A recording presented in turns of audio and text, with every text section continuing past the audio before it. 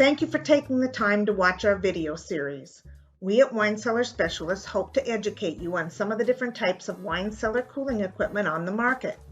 We handle all of the top brands of wine cooling equipment, so we can figure out which type will work best for you.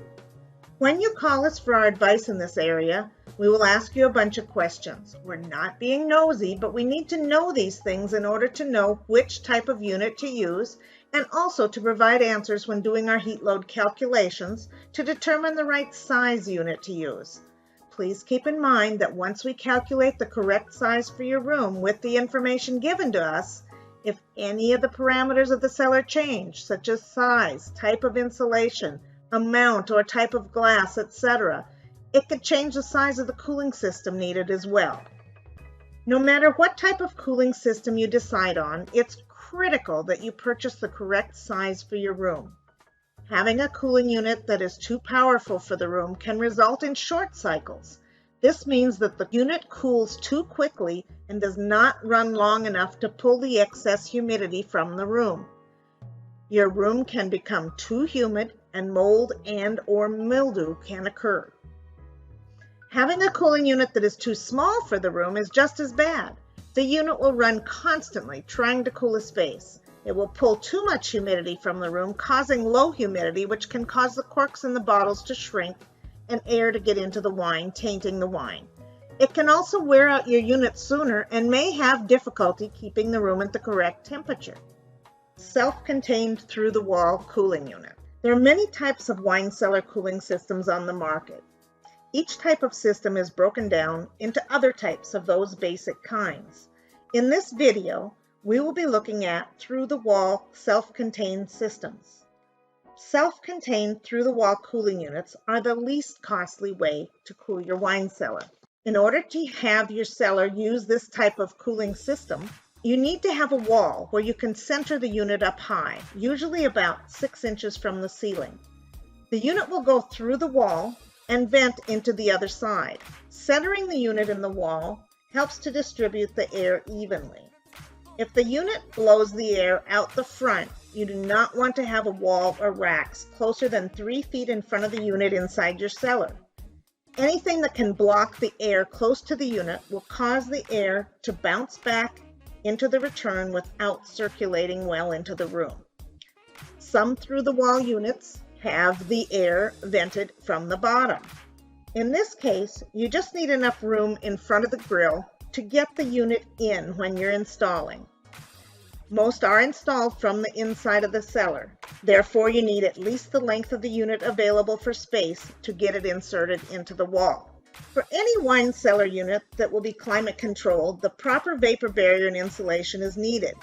Without this being installed in your walls and ceiling, and in the floor if above ground, you cannot cool your room. Most of these units are meant to vent into another heat and air conditioned space, such as a storage room or mechanical room. The room needs to be at least the size of the cellar and preferably 2 times the size of the cellar. Some brands say 1 time, others say 2 times, so go by the recommendation of the brand that you choose. Some units, if made as an exterior unit, can go through the wall to the exterior in some parts of the country. Note, on the exterior units, the temperatures it will operate in determine if it can be used. Both WhisperKool and CellarPro have exterior self-contained units available. The CellarPro self-contained through-the-wall unit, made for the exterior, can work in temperatures from 20 degrees to 110 degrees. If your outside temperature gets lower than 20 degrees, this is not the unit for you. Gets hotter than 110 degrees, use a different style unit. The WhisperKool self-contained through-the-wall unit made for the exterior can work in temperatures from 0 degrees to 110 degrees.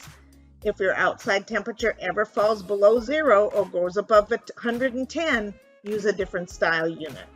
Most through-the-wall units have drain lines that come out of the back of the unit and need to be either connected into a drain or into a container of some kind that will need to be dumped occasionally. This is why the room on the other side of the wall should be a storage space or mechanical room.